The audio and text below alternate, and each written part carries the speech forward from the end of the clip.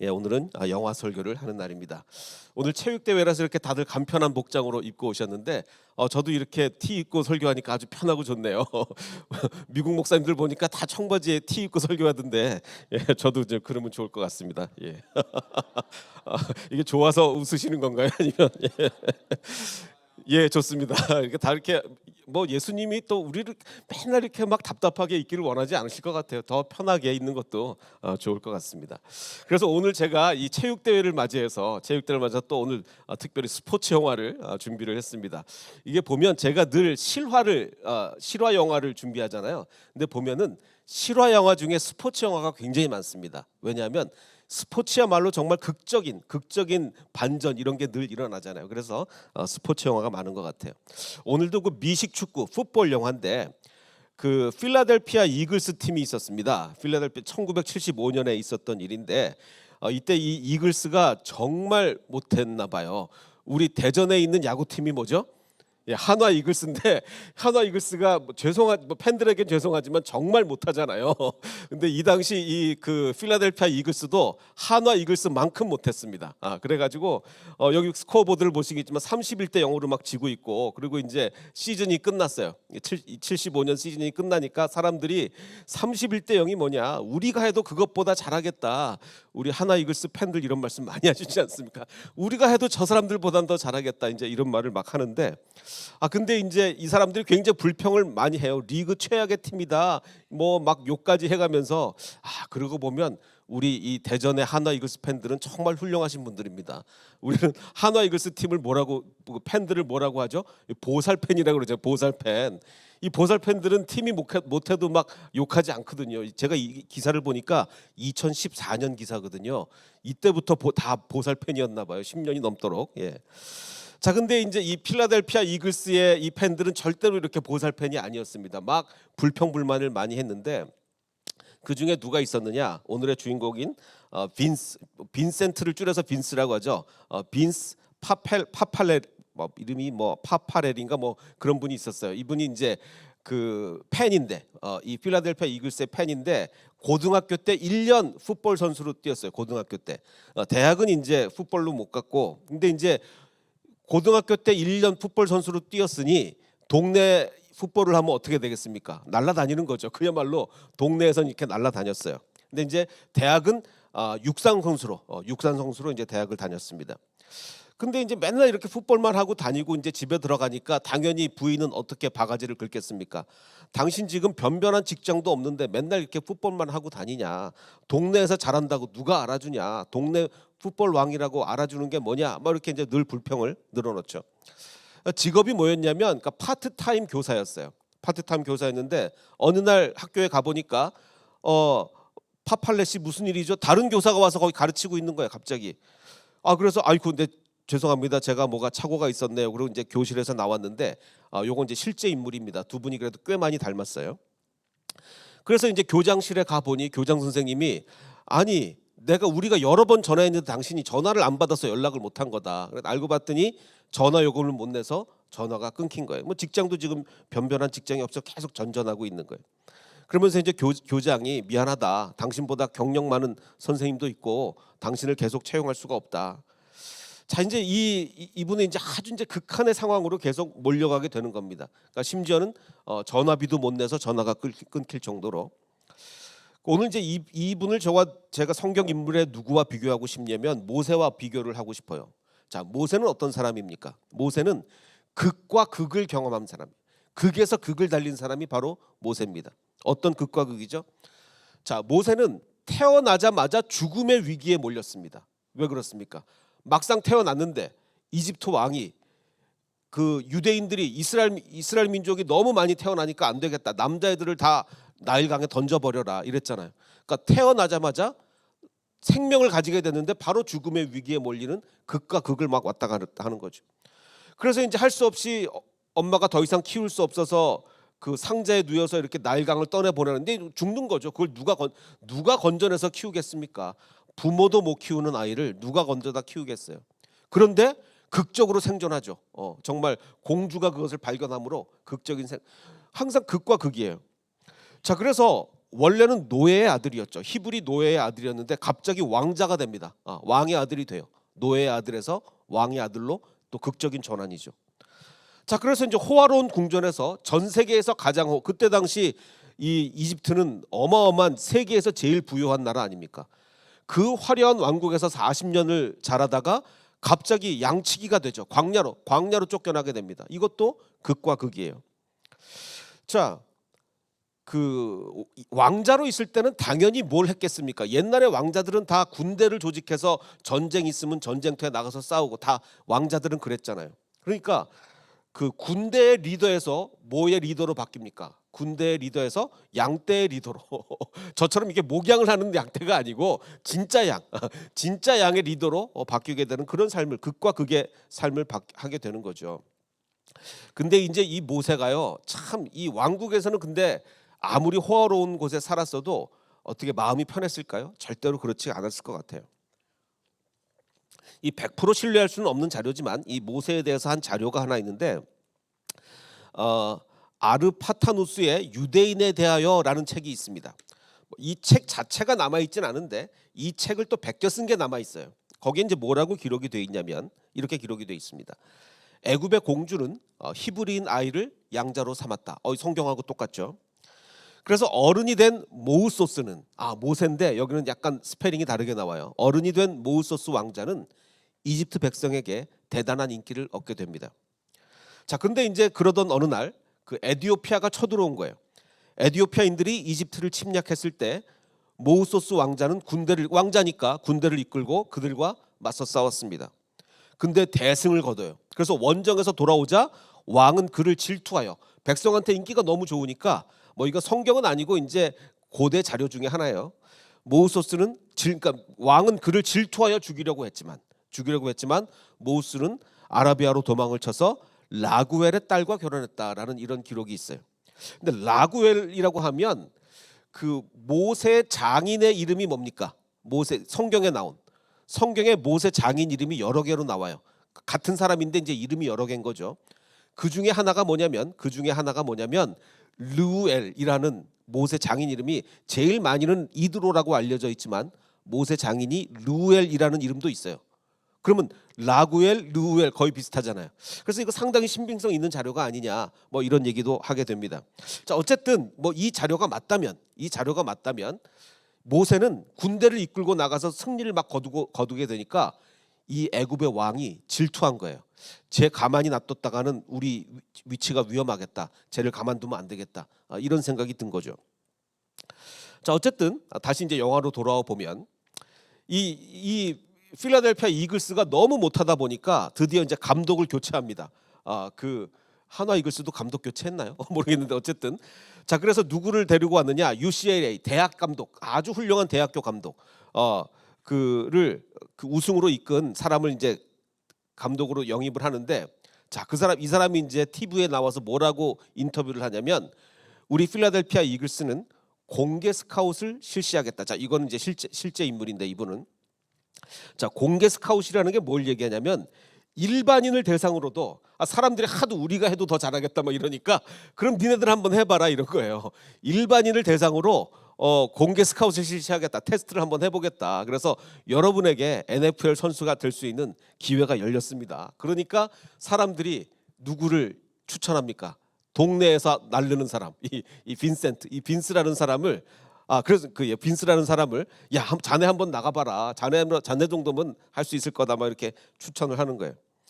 근데 이제 아까도 얘기했지만 지금 여기저기 이제 아르바이트, 그 바텐더 아르바이트도 하고 이러고 있는데 너무 생활이 쪼들리잖아요.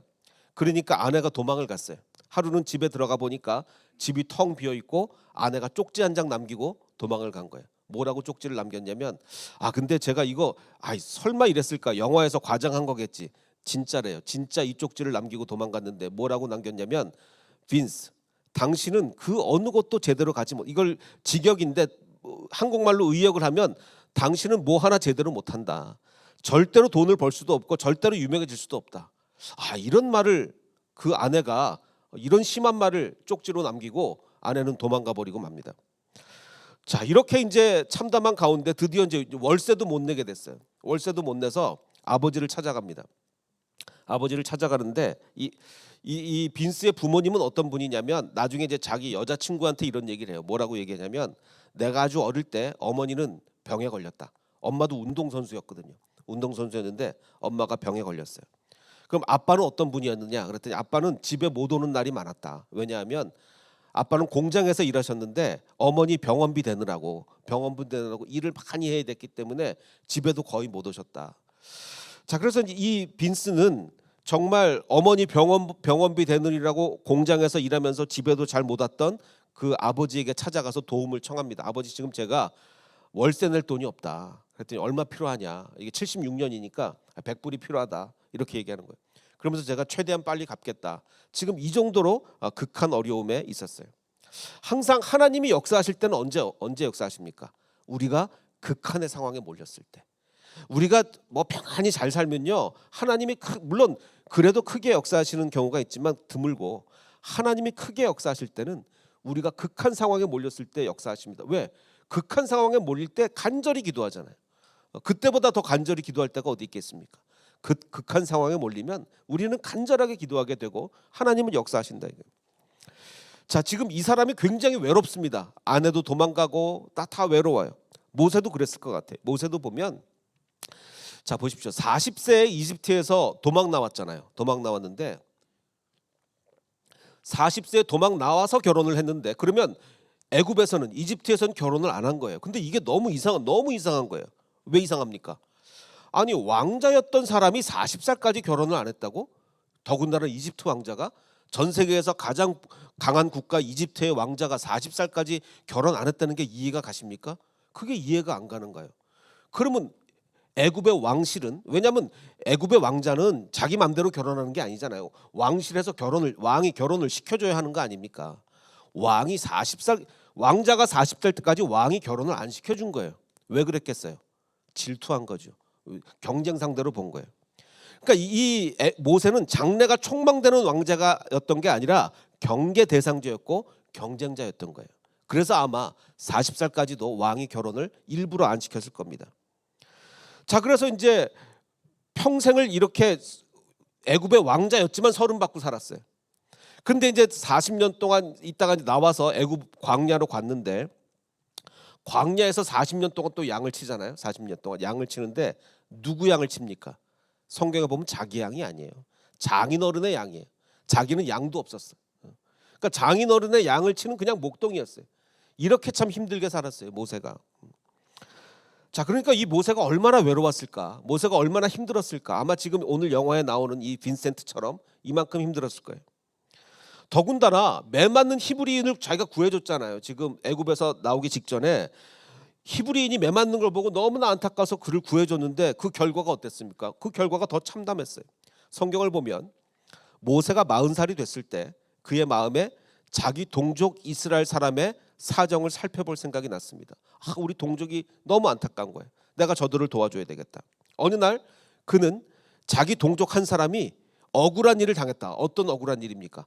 그 애굽 사람한테 매를 맞았어요. 그 이집트 사람한테 매를 맞는 걸 보고 그 이집트 사람을 죽여서 압박받는 사람의 원한을 풀어줬습니다. 우리 이 불쌍한 히브리 동포를 내가 구해야 되겠다. 그래서 애굽 사람을 죽인 거예요. 자, 그러면 이제 모세가 어떤 생각이 들겠습니까? 그는 자기 동족들이 하나님께서 이제 자기에게 손을 내밀어서 그들을 구원해 주신다는 것을 깨달을 줄로 생각했는데 이스라엘 백성은 깨닫지 못한 거예요. 애굽 사람을 죽이고 나서 이렇게 생각했죠. 자, 이제 때가 됐구나. 내가 40년을 기다렸는데 이제 하나님이 나에게 손을 뻗쳐서 나를 통해, 내가 왕자니까 나를 통해 저 히브리인들을 구원해 주시겠구나. 자기는 그렇게 생각했는데 이스라엘 백성은 전혀 그렇게 생각하지 않았죠. 모세 보고 너 누구냐? 네가 뭔데 우리 지도자가 되려고 그러냐? 이랬잖아요. 그래서 모세는 오히려 여기서 또 완전히 반전이 일어납니다. 그러니까 이집트 사람을 죽인 것이 탄로난 것을 알고 두려워했습니다. 왜냐? 바로가 이 일을 전해 듣고서 모세를 죽이려고 했거든요. 자, 생각해 보십시오. 애굽이라는 어마어마한 나라의 왕자가 그냥 애굽 사람 한 명 죽였다고. 지금 21세기하고 다릅니다. 지금 21세기는 20세기는 우리가 뭐 그 최상병 해군 한 명 돌아가셨는데 그것 때문에 나라가 발컥발컥 뒤집히잖아요. 지금은 21세기는. 근데 이때는 어땠습니까? 왕자가 백성 한 명을 죽이건 100명을 죽이건 아무도 뭐라고 안 그러는 때예요. 지금 이게 몇천 년 전인데 지금 왕자가 국민 몇 명 죽인 게 무슨 일이겠습니까? 그때는 지금하고 완전 다른 시대잖아요. 그러면 원래는 모세가 애굽 사람을 한 명을 죽이든 10명을 죽이든 아무 상관없는 거예요. 그런데 왜 왕이 잘 됐다. 저 모세를 죽이자. 왜 그랬겠습니까? 경쟁자니까. 그래서 모세가 쫓겨난 거예요. 자, 그래서 이제 다시 영화로 돌아와 보면 근데 이 아버지는 참 훌륭한 분이었어요. 나도 그런 시절이 있었다. 100불을 이제 최대한 빨리 갚는다 그러니까 안 갚아도 된다. 나도 그런 시절이 있지. 이게 가족이다. 이렇게 얘기하는 거예요. 자, 제가 영화 설교 여러 번 들으면서 늘 반복되는 게 있습니다. 공식처럼 뭐죠? 이렇게 어려움을 극복하고 나중에 어려움을 극복하고 모든 일을 잘 이뤄내는 분에게는 반드시 그를 지지하고 응원하는 사람이 반드시 있어요. 여기서는 아버지가 그랬던 거예요. 아버지가 자기도 나도 옛날에 많이 힘들었다. 내가 너를 응원한다. 자, 이 일이 다 지나갈 거다. 이렇게 우리는 가족이다. 이렇게 얘기하는 거죠. 그래서 우린 이겨낼 거다. 이렇게 아버지가 격려를 해줍니다. 자, 모세는 누가 격려해 줬습니까? 모세는 아무도 격려해 주는 사람이 없었어요. 근데 누가 있었죠? 믿음으로 모세는 왕의 분노를 두려워하지 않고 이집트를 떠났습니다. 왜? 그는 보이지 않는 분을 마치 보는 듯이 바라보며 견뎌냈습니다. 지금 이 사람은 눈에 보이는 아버지가 격려해 준 거예요. 빈센트는 눈에 보이는 아버지. 근데 모세는 누가 격려를 해줬습니까? 눈에 보이지 않는 하나님인데 마치 눈에 보이는 듯이 모세는 그걸 느꼈던 거예요. 그래서 담대하게 이 어려움을 이겨낼 수가 있는 겁니다. 그래서 우리가 어려움 가운데 있는 분들은 하나님이 눈에 보이는 것 같이 여겨질 때 그때 어려움이 극복되는 거예요. 그래서 이제 이 빈센트는 이제 그 필라델피아 이글스에서 공개 트라이아웃을 한다 그러니까 거기 이제 참가를 합니다. 사람들이 많이 왔어요. 800명이 왔습니다. 기록에 의하면 800명이 왔어요. 근데 별의별 사람이 다 있는 거예요. 뭐 온갖 뭐 뚱뚱한 사람 뭐 별별 사람이 다 있는 거예요. 근데 실제로 이 그때 당시에 감독의 기록에 보면 감독이 이런 기록을 남겼어요. 800명의 지원자 중에는 의사도 있었고 배가 나온 사람도 있었고 고등학교를 간 나온 애송이도 있었다. 정말 뭐 800명이나 왔는데 그중에 쓸만한 사람이 없더라. 나중에 이 감독이 이런 기록을 남겼어요. 근데 이제 구단주 입장에서는 이게 성공한 거예요. 왜냐하면 뭐 여기저기서 일반인들을 대상으로 트라이아웃을 한다 그러니까 막 취재 열풍이 불어진 거예요. 그러니까 구단주는 좋은 거죠. 예. 근데 그야말로 다 뭐 별 볼 일 없는 사람들이에요. 근데 그 중에 군계 일학 누가 뛰어났습니까?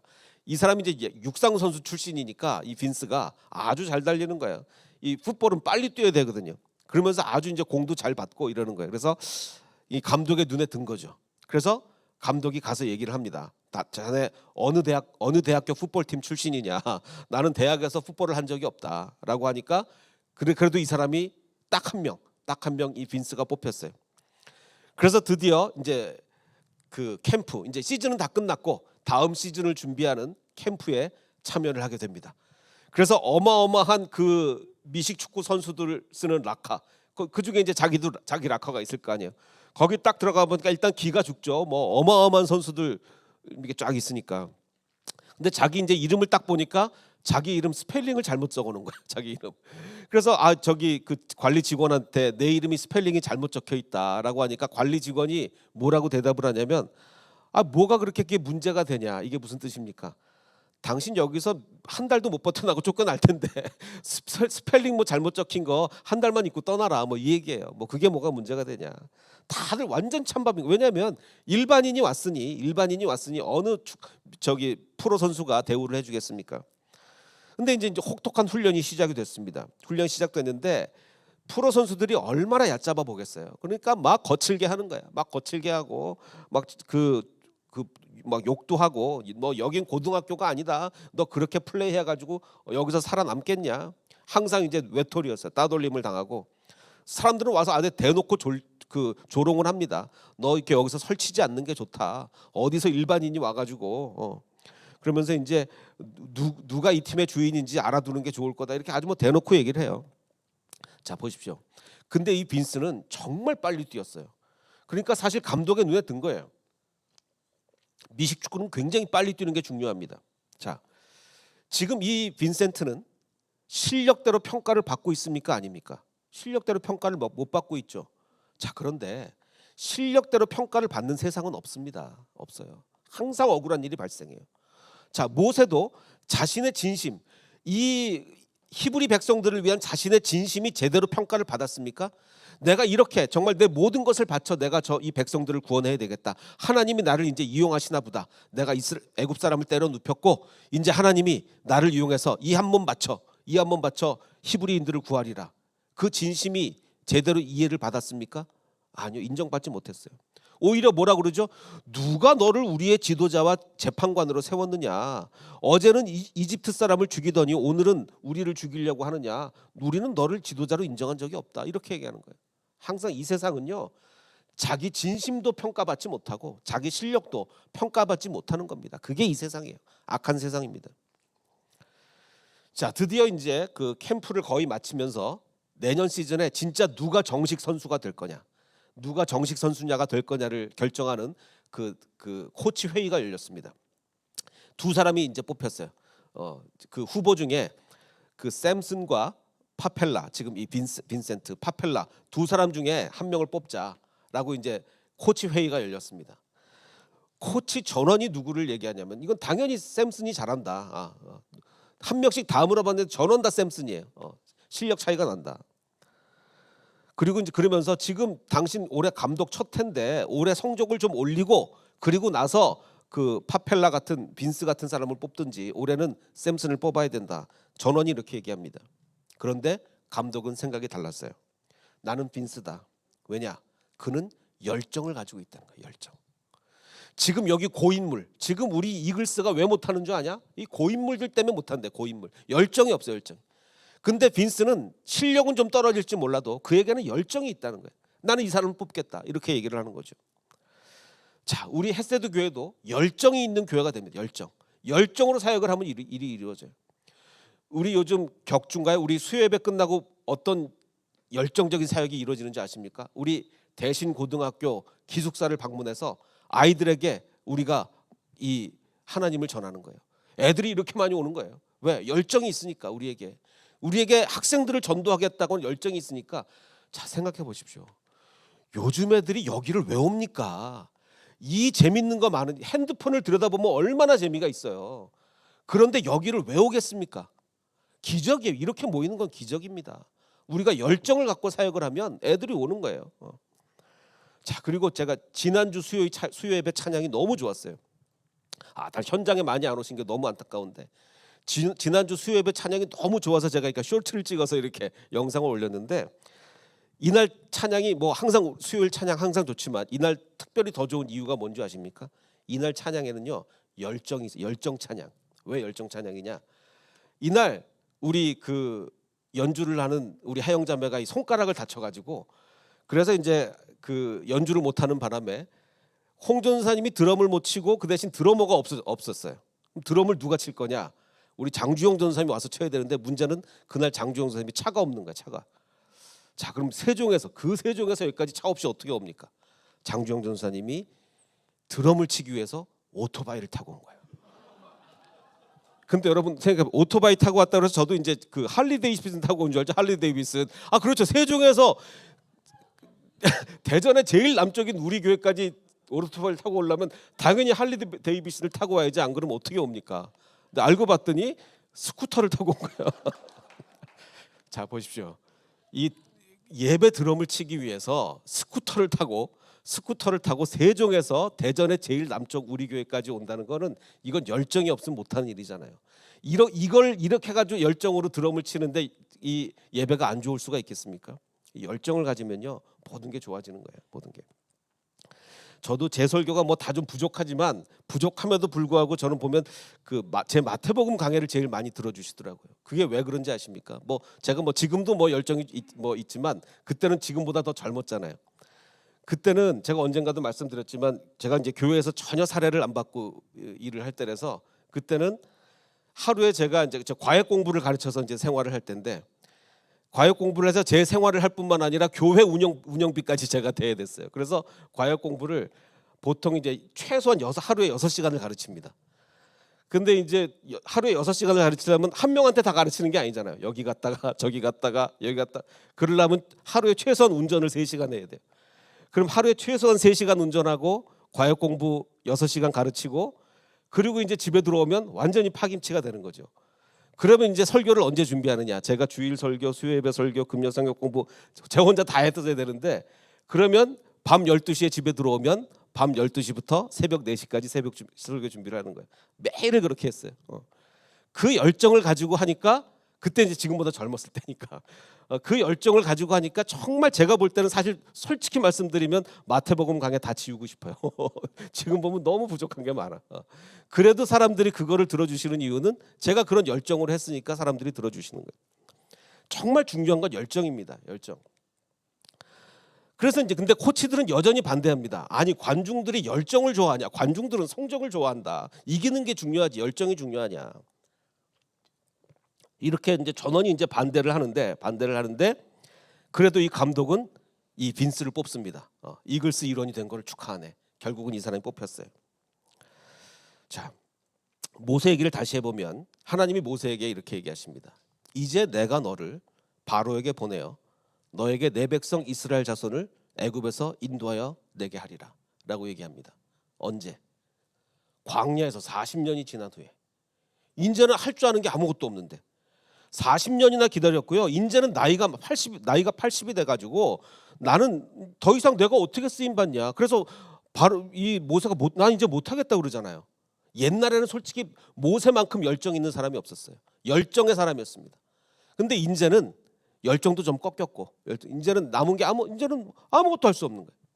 근데 하나님은 너 옛날에 네가 열정이 있었던 사람이야. 지금 네가 나이가 먹고 이래서 그렇지. 너 원래 나를 위해서 너는 애굽 사람을 죽이기까지 한 사람 아니냐. 하나님은 그렇게 우리의 판단과 다른 거예요. 자, 그런데 모세가 뭐라고 얘기하냐면 도대체 내가 누구게? 나 지금 80이라서 지금 내가 40년 동안 양만 쳐가지고 내가 아는 건 양밖에 없다. 내가 누구기에 바로에게 가며 이스라엘 자손을 애굽에서 인도하 내리까라고 모세가 얘기하자 하나님이 뭐라고 대답을 하십니까? 네가 누구냐고? 네가 누군지를 알려주지. 내가 반드시 너와 함께 하리라. 네가 누구냐고 얘기를 안 해요. 내가 너와 함께 한다. 그게 대답입니다. 우리에게 가장 중요한 건 뭡니까? 하나님이 우리와 함께 하느냐 그렇지 않느냐가 가장 중요한 거예요. 우리가 왕자냐 뭐냐 이거 전혀 중요하지 않아요. 하나님이 우리와 함께 하느냐 그렇지 않느냐가 가장 중요한 거죠. 그래서 내가 누구냐는 질문에 하나님은 내가 너와 함께 한다. 그래서 모세의 정체성이 뭡니까? 하나님이 함께 하시는 사람인 거예요. 이게 모세의 정체성이에요. 그래서 하나님 뭐라고 말씀하시냐면 내가 증거를 하나 보여주지. 어떤 증거냐? 네가 그 백성을 애굽에서 인도하여 낸 후에 너희가 지금 이 산에서 나 하나님을 섬기리니 이것이 내가 너를 보낸 증거다. 보낸 증거. 자, 근데 증거가 좀 희한합니다. 왜 희한하죠? 인도하여 낸 후에 선순종 후 증거. 자, 모세가 증거를 원했어요. 이게 정말 내가 그럴 수 있다는 증거. 내가 정말 할 수 있다는 증거. 근데 하나님이 증거가 뭐냐? 일단 해라. 해서 여기서 예배 드리면 그게 증거다. 하나님의 일은요 대부분 선순종 후 증거입니다. 자꾸 하나님한테 증거를 요구하지 마십시오. 자, 그래서 이제 드디어 이글스 팀의 일원으로 드디어 이제 시즌 첫 경기를 합니다. 당연히 주눅이 들죠. 뭐 일반인이었다가 이제 축구 선수가 되니 얼마나 힘듭니까? 주눅이 들어서 첫 경기를 완전히 망쳤어요. 그러자 이제 감독도 화를 냅니다. 너 때문에 내가 근데 아주 난처하게 생겼다. 화를 낸 저기 등번호가 83번이거든요. 심지어는 매스컴에서도 우리 팀은 이게 나이도 많아요. 이 미식축구 선수는 굉장히 많은 나이입니다. 30살의 바텐더가 필요한 게 아니라 진정한 선수가 필요한. 매스컴에서도 막 욕을 하고 뭐 너무 힘들어졌어요. 그래서 이제 정말 또 이게 고민에 빠졌습니다. 과연 내가 이걸 감당할 수 있을까? 포기해야 되는 거 아닌가? 그럴 때 이제 운전을 하면서 지나갈 때 갑자기 뭘 보냐면 어쨌든 이 사람이 지금 유명해졌어요. 왜 유명해졌을까요? 일반인이었다가 풋볼 선수가 되니까 얼마나 유명하겠습니까? 어떤 아이가 동네에서 노는데 자기 등번호 옷을 입고 노는 거예요. 이걸 보고서 자기는 그래 내가 저 아이들한테 희망을 줘야 되겠다. 희망을 줘야 되겠다. 이 생각을 하는 겁니다. 그리고 이제 드디어 홈 경기가 펼쳐져요. 홈 경기. 홈 경기에 이 감독이 이렇게 선수들을 데리고 연설을 합니다. 나는 당신들이 능력이 부족하다고 생각하지 않는다. 우리에게 부족한 건 뭐냐? 의지다. 의지. 어떤 의지냐?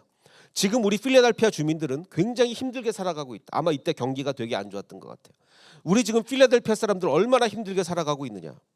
그러면서 이제 유명한 선수들을 쫙 열거하면서 옛날 과거의 유명한 선수들을 쫙 열거하면서 그 훌륭한 선수들은 자신을 위해서 플레이하지 않았고 이 도시 필라델피아를 위해서 그들은 열심히 뛰었다. 우리도 그렇게 해보자. 우리 필라델피아 시민들에게 용기를 주자. 너희들이 그들에게 희망을 줘야 된다라고 하면서 다시 한번 그러니까 이게 기술의 문제가 아니었던 거예요. 의지의 문제지 기술의 문제가 아니었던 거예요. 그러자 이 빈스는 늘 그걸 갖고 다녔대요. 자기 와이프가 너 당신은 아무것도 할 수 없어. 당신은 절대로 훌륭한 사람 될 수 없어. 그 정말 너무나 잔인한 그 글을 늘 가지고 다니다가 이제 그것을 찢습니다. 그것을 찢고 경기에 나가요. 그리고 승리를 거둡니다. 그리고서 엄청난 승리를 거두고 나서 요건 실제 장면이거든요. 팬들의 환호를 받게 되죠. 팬들의 환호를 받고 이 빈센트라는 선수는 부상으로 은퇴하기 전까지 이거 실제 장면이고 3년간 이 팀에서 큰 활약을 하게 됩니다. 자 보십시오. 이 사람이 이렇게 미식축구 리그에서 활약을 하게 될 줄 누가 알았겠습니까? 이 사람이 지금 전화 요금을 못 내서 전화가 끊어질 때 알았을까요? 이 사람이 지금 월세가 없어서 아버지한테 100불을 빌릴 때 알았을까요? 모릅니다. 지금 혹시 우리 가운데 우리의 앞길이 이렇게 막혀 있다 할지라도 우리의 앞길이 전화 요금도 못 내고 100불도 없고 이럴 수도 있어요. 아니면 몸이 아플 수도 있어요. 뭔가 앞길이 막혔을 수도 있어요. 인간관계가 꽉 막혔을 수도 있어요. 그런데 우리가 하나님의 일은 선순종 후 증거라고 그랬습니다. 우리에게 지금 눈에 보이는 게 없어도 순종하십시오. 순종하면 이 사람처럼 열정적으로 뛰면 언젠가 반드시 하나님이 우리에게 나타나셔서 내가 너를 보낸다. 너는 바로에게 가라 라고 하시는 일이 분명히 있을 줄 믿습니다. 그래서 우리 지난번에 배웠던 찬양이 있죠. 주님 나를 부르시니. 이건 원래 무슨 얘기입니까? 예수님이 베드로에게 물가로 부르시는 거예요. 두려움 없이 배에서 나와라. 일해라. 하나님 일해라. 오늘은 누구를 부르십니까? 모세를 부르시는 거예요. 네가 일해라. 먼저 순종해라. 그러면 증거가 보여질 것이다.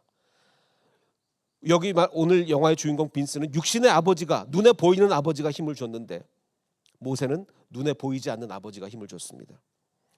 그래서 주님이 여기 계시기에 우리가 반석이를 걸어갈 수 있고 주님이 여기 계시기에 거친 파도가 오히려 반석이 되고 그 반석이를 우리 모두가 걸을 줄 믿습니다. 우리 이 믿음을 가지고 뚜벅뚜벅 걸어가는 저와 여러분이 되시기를 주님의 이름으로 축원합니다.